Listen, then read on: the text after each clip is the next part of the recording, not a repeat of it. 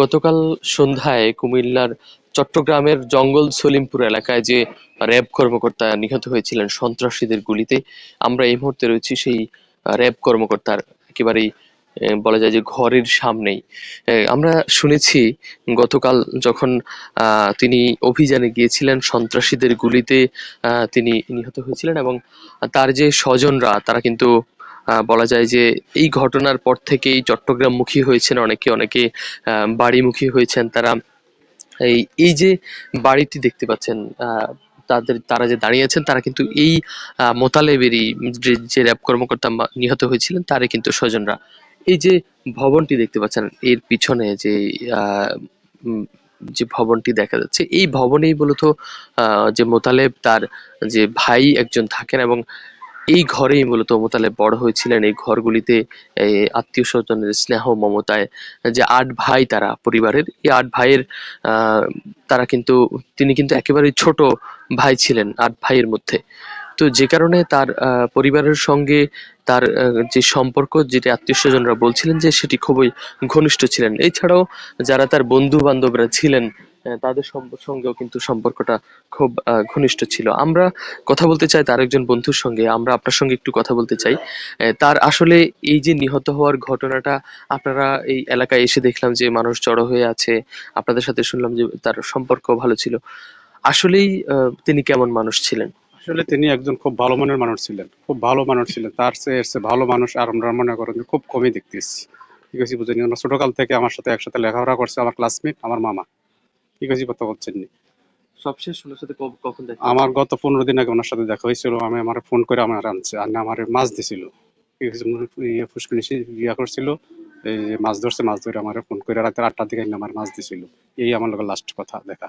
আর দেখা হয় ছোটবেলার কোনো স্মৃতি মনে আছে? সিলিয়াস ছোটবেলার স্মৃতি হইলো, আমি তো ওনার সাথে একসাথে লেখাপড়া করছি। আমরা ক্লাস 1 থেকে লেখাপড়া করছি একসাথেই, একই স্কুলে যেতাম, একসাথে থাকতাম। তিনি বলছিলেন যে একই স্কুলে একই সঙ্গে লেখাপড়া করতেন তারা।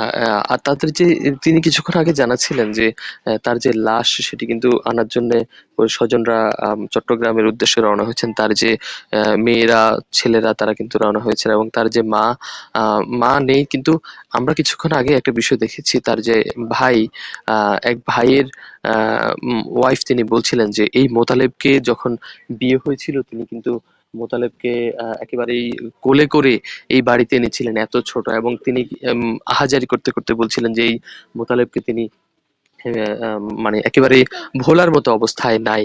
তবে আরেকটা গুরুত্বপূর্ণ বিষয় যদি আমি একটু জানিয়ে রাখি, এই যে জঙ্গল সলিমপুরে যে নিহত হয়েছিলেন র্যাব কর্মকর্তা, তিনি কিন্তু গতকাল যে বাড়িতে এসেছিলেন, এবং তার যে বাড়ি আসার পর তার যে সন্তানরা তারা কিন্তু বলছিলেন যে তার তিনি যেন এবার না ফেরেন ওই এলাকায়। কারণ তারা জানাচ্ছিলেন যে এই এলাকায় এর আগেও সন্ত্রাসী হামলা হয়েছিল, কিন্তু তিনি তার দায়িত্বের প্রতি যে প্রজ্ঞা সেটি পালন করতেই মূলত নিজের জীবনের ঝুঁকি নিয়ে কিন্তু গত 2 দিন আগে এই কুমিল্লার এই বাড়ি ছেড়ে তিনি কিন্তু কর্মস্থলে ছুটে যান। আমরা আরেকটা গুরুত্বপূর্ণ বিষয় জেনেছি এই এলাকায় এসে, যে র্যাবের এই কর্মকর্তা এই এলাকায় থাকলেও মানুষের সাথে তার যে সৌহার্দ্যপূর্ণ সম্পর্ক এবং তার যে আন্তরিকতা, তার কারণে কিন্তু বিভিন্ন এলাকা থেকে মানুষ ইতিমধ্যেই আসতে শুরু করেছে, এবং বিভিন্ন আশপাশের যে আত্মীয় স্বজনরাও তারা আসছেন, নারীরা দেখতে আসছেন যে আসলে পরিস্থিতিটা কেমন। আমরা একটু কথা বলতে চাই যে পরিবারের একেবারেই যারা পরিবারের সদস্য তাদের সঙ্গে, আমরা আপনার সঙ্গে একটু কথা বলতে চাই। যে র্যাব কর্মকর্তা নিহত হয়েছিলেন তার লাশ আনার সর্বশেষ আসলে কি অবস্থায় আছে?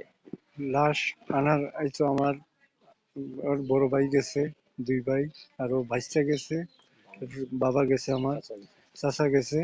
এরা অলরেডি ওর ওয়াইফ গেছে, এরপর ওর ছেলে গেছে, মেয়েরা গেছে। ওরা আনার জন্য আর কি আমি করেছি, বুঝা মানে দুপুরের পরে এটা বলা যাবে। সবশেষ যে বাড়ি এসেছিলেন ওনার মেয়ে নাকি নিষেধ করেছিলেন? জি জি জি, উনি পরশুদিন বাড়িতে আসছিল, ওরা নিয়ে ওরা বাসায় গেছিল বেড়াইতে। 15 দিন একসাথে ছিল, ঢাকা থাকছে কিন্তু ওর ফ্যামিলিরে ওই ইয়াতে নিয়ে 15 দিন সিটার 15 দিন ছিল ওইখানে বেড়াইয়া। ওই মেয়ে কিন্তু আসতে চাইছে না, একা। কয়, আব্বু তুমিও চলো। তো পরে নিয়ে আইছে স্যারতে বইলা, স্যারের বলকে স্যারের কয় ছুটি দেওয়া যাবে না। পরে কয় আমার ফ্যামিলি যাইতেছে না।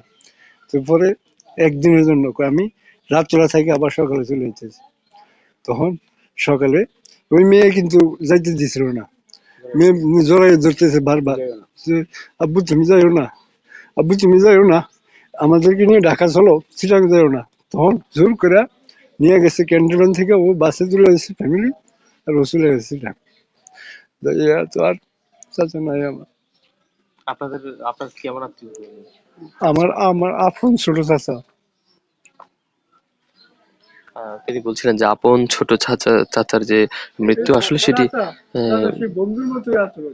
তিনি বলছিলেন যে বন্ধুর মতোই এই চাচার আচরণ ছিল। এবং তারা আরেকটা বিষয় যে বলছিলেন যে গতকাল রাতে যে ঘটনা ঘটেছিল এবং সন্ধ্যায় যে ঘটনা ঘটেছিল, সেই ঘটনার আগে কিন্তু এই র্যাব কর্মকর্তা কিন্তু বাড়িতেই ছিলেন, এবং তার যে সন্তানরা তারা বলছিলেন যেন তিনি বাড়ি থেকে যেন না ফেরেন চট্টগ্রামের উদ্দেশ্যে। কিন্তু দায়িত্বের প্রতি যে মানে প্রজ্ঞা, দায়িত্বের প্রতি যে শ্রদ্ধা, সেই শ্রদ্ধা থেকে কিন্তু ফিরে গেছেন।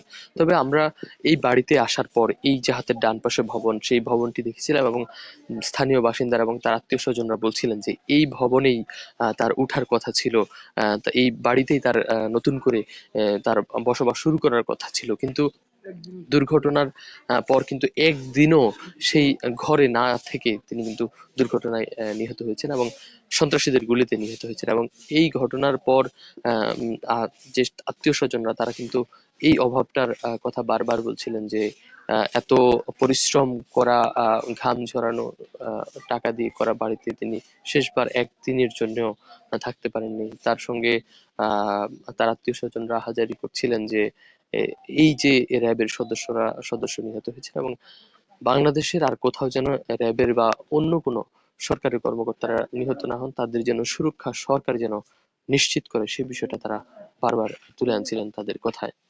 কুমিল্লার চট্টগ্রামে নিহত, জঙ্গল সলিমপুরে নিহত র্যাব কর্মকর্তা মোতালেবের বাড়ি কুমিল্লার আদর্শ সদর উপজেলার অলিপুর গ্রাম থেকে। যুক্ত ছিলাম আমি, আব্দুল্লাহ আল মারুফ।